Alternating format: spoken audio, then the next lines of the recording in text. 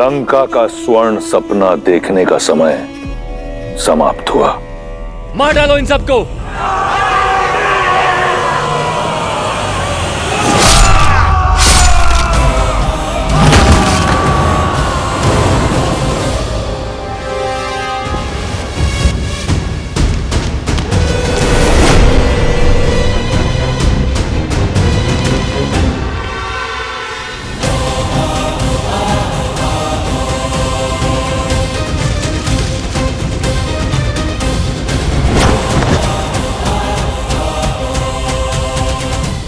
संसार भूल जाता है कि दशानन का एक और शीश है।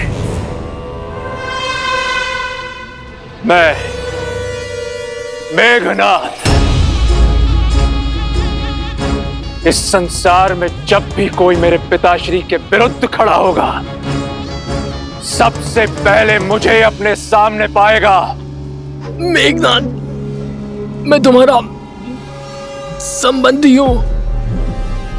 इसमें कोई संशय नहीं है कि संबंधी होने के नाते आप आदर के पात्र थे, किंतु जिस क्षण आपने मेरे पिताश्री को ललकारा, उन पर प्रहार करने का दुस्साहस किया, उसी क्षण आप केवल और केवल मेरे शत्रु बन गए। और ये इंद्रजीत कभी अपने शत्रुओं पर दया नहीं करता। तुम्हें मेरी शक्ति का अनुमान नहीं है।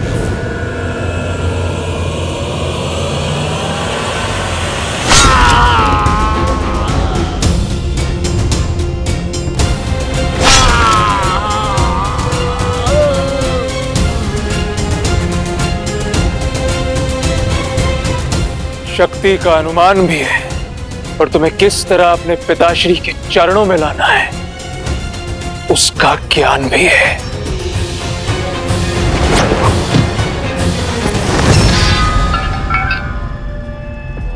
बहुत खेल खेल लिया विद्युत जीवा। अब इस खेल को समाप्त करने का समय आ गया है।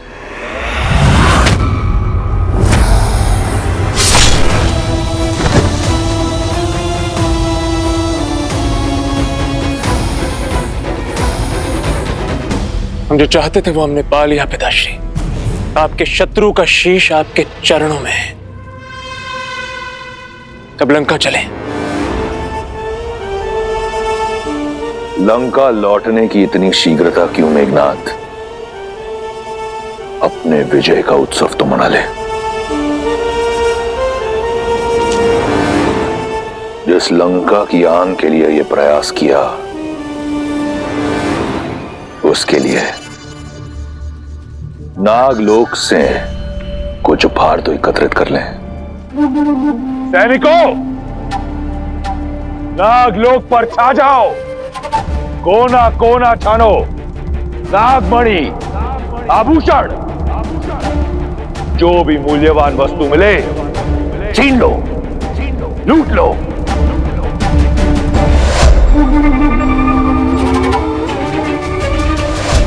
ये पाप मत कीजिए पिताश्री। नागमणि में नागों के प्राण, उनकी शक्ति बसती है। इसमें कोई पाप नहीं। लंका की सुरक्षा, लंका की समृद्धि मेरा धर्म है, और अगर उसके लिए कुछ नागों का बलिदान होता है तो इसमें कुछ अनुचित नहीं। नहीं पिताश्री, नहीं। सुलोचना भी इसी लोक से है। इस नाते नाग हमारे संबंधी हुए और हम उनके अतिथि हैं। ये नाग लोक में लूटपाट करना अतिथि धर्म के विरुद्ध है पिताश्री। अपने ससुराल से जमाई का भेंट लेना किसी मर्यादा के विरुद्ध नहीं। समझने का प्रयास कीजिए। मैंने तुम्हें यहां अपनी इच्छा की पूर्ति के लिए बुलाया। तुम्हें मुझसे प्रश्न करने की अनुमति नहीं। जैसा कहता हूं वैसा करो। जाओ। जो आज्ञा पिताश्री।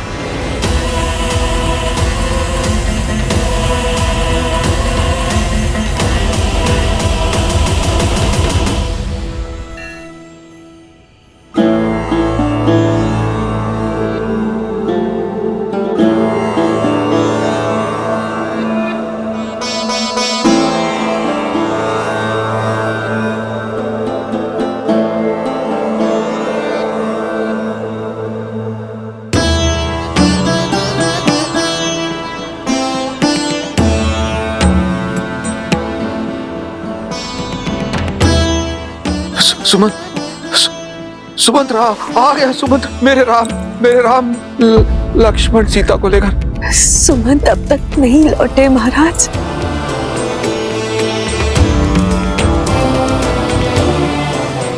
अर्थात अभी तक नहीं लौटे तो वो राम और सीता को लेकर ही आएंगे वापस। हाँ महाराज।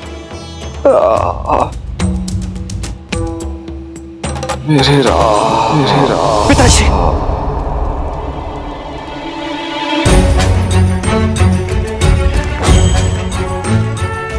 क्या हुआ भैया?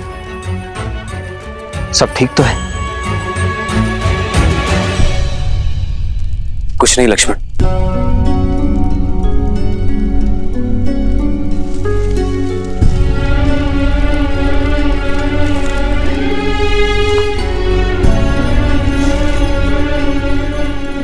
भाई को कुछ नहीं बताया कि उसे चिंता होगी, पर बाहर से तो अपनी मन की पीड़ा बांट सकते हैं ना आर्य। एक स्वप्न ने मुझे विचलित कर दिया सीता। ऐसा लगा जैसे पिताश्री मुझे पुकार रहे हैं। जानती हो सीता, आज तक किसी भी प्रकार के भय को मैंने अपने समीप नहीं आने दिया, किंतु न जाने क्यों पिताश्री को स्मरण करके वही भय मेरे हृदय को जकड़ रहा है। ऐसा अनुभव होता है जैसे अयोध्या पर संकट के घने बादल मंडरा रहे हैं। आप एक सत्य को निभाने आए हैं आर्य। स्वप्न से विचलित हो गए तो अपना उद्देश्य कैसे पूरा करेंगे? अयोध्या में सब शुभ होगा। आप विश्राम कीजिए, क्योंकि यदि पुत्र विचलित होता है तो माता पिता अवश्य दुखी हो जाते हैं आर्य।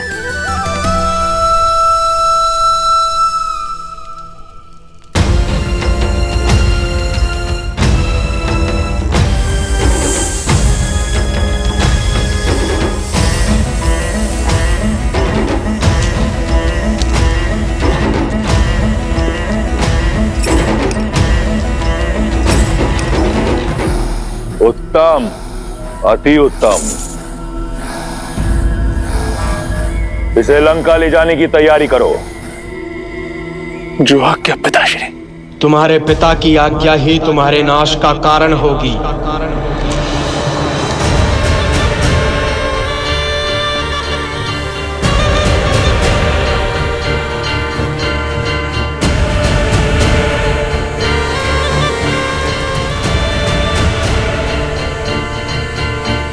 जिसमें पाप और अधर्म के विरुद्ध लड़ने का साहस नहीं होता, वो भी उस पाप का भागीदार होता है। मन तो करता है कि अपना सारा विष इसी क्षण तुम्हारे शरीर में भर दूं, किंतु सुलोचना मेरी दत्तक पुत्री है। मैं उसे अपने हाथों से विधवा नहीं कर सकता। इसलिए मैं नागराज वासुकी तुम्हें यह श्राप देता हूं कि जिस प्रकार तुम्हारे पिता के आदेश से मेरे लोग मर रहे हैं, वैसे ही एक दिन तुम भी अपने पिता के आदेश से ही मृत्यु को प्राप्त होगे। तुम्हारा ही पिता तुम्हारी मृत्यु का कारण बनेगा। वासुकी, मेरे समक्ष मेरे पुत्र को श्राप देने का दुस्साहस गजानन हूं मैं। काल भी मेरा दास है। इन्हें जाने दीजिए पिताश्री, हम पहले ही बहुत पाप कर चुके हैं।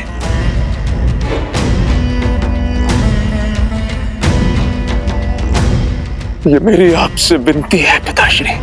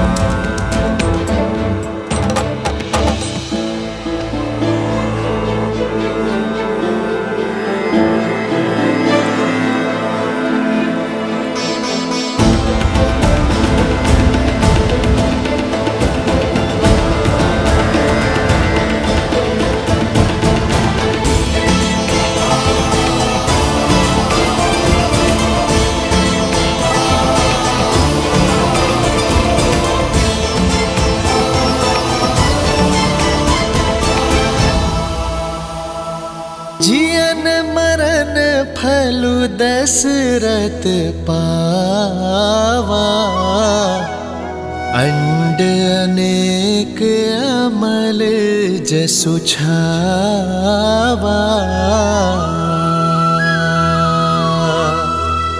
जियत राम विधु बदनु निहारा, राम बिरहा करि मरनु सवारा।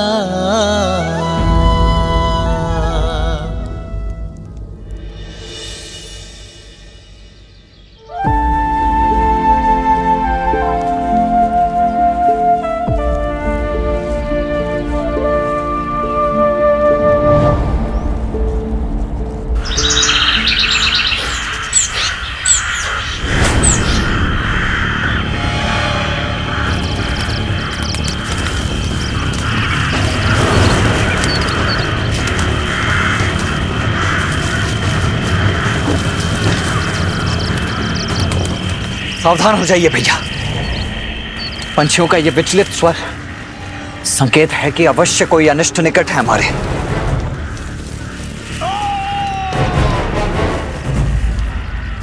किसी मनुष्य का स्वर है ये, जैसे कि बहुत पीड़ा में हो।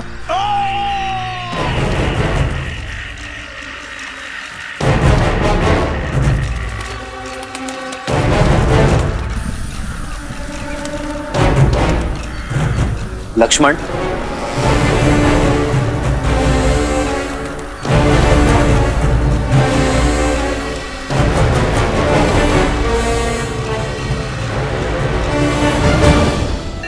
बात नहीं है, तुम्हारे दुस्साहस का दंड है ये ढोंगी। हमारे वन में आकर यज्ञ कर कर इसे अपवित्र करते हो।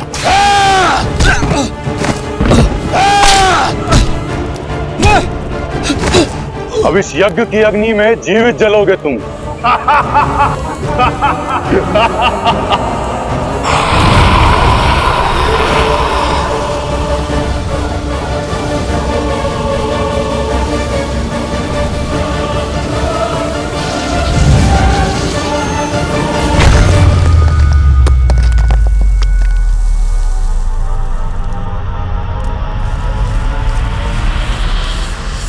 कौन है?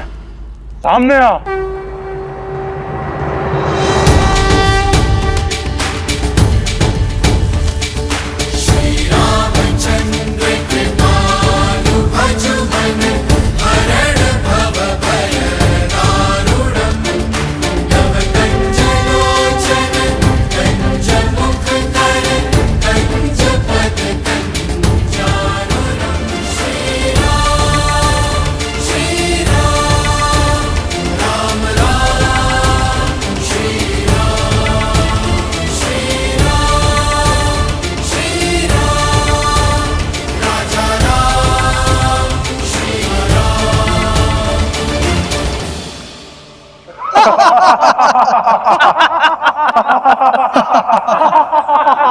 ओ, ये तो वनवासी बालक है। देखो, साथ में एक कोमल बालक और तरुणी भी है।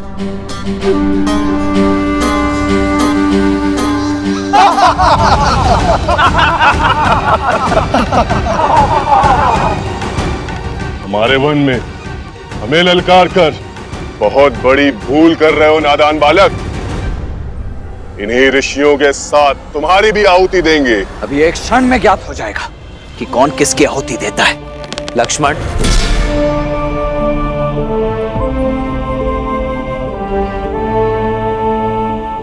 ये प्रहार केवल सावधान करने के लिए है, हिंसा या रक्तपात से कोई लाभ नहीं। मेरा सुझाव है इन संतों को मुक्त कर दो और जाओ यहां से। गंध, सुझाव में चेतावनी की गंध।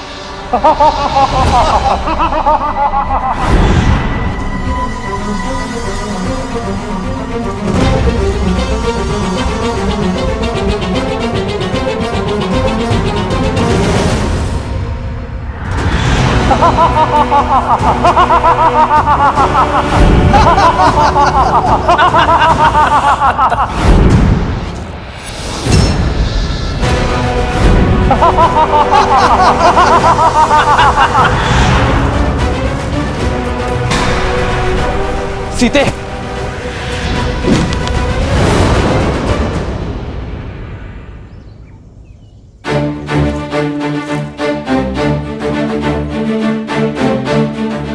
लक्ष्मण, भैया, भाभी, जाओ सीता। आइए भाभी।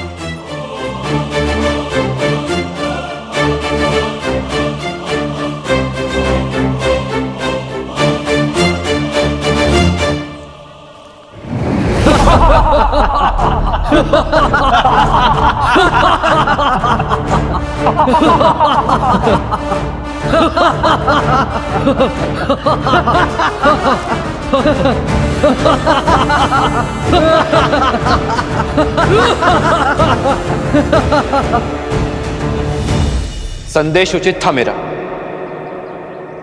कदाचित भाषा समझनी है, भाषा बदलनी होगी।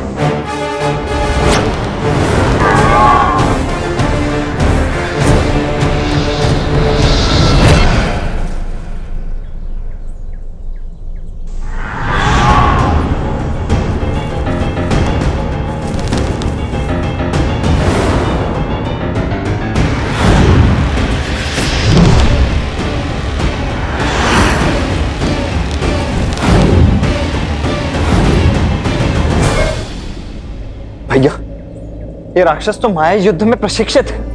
यदि हम इन्हें देख ही नहीं पाएंगे तो इन पर बाण चलाएंगे कैसे? इन्हें देखकर बाण चलाना ही हमारी भूल है लक्ष्मण। केवल नेत्रों से नहीं, सभी इंद्रियों की सहायता लेनी होगी हमें। समझ गया भैया, शब्द भेदी बाण।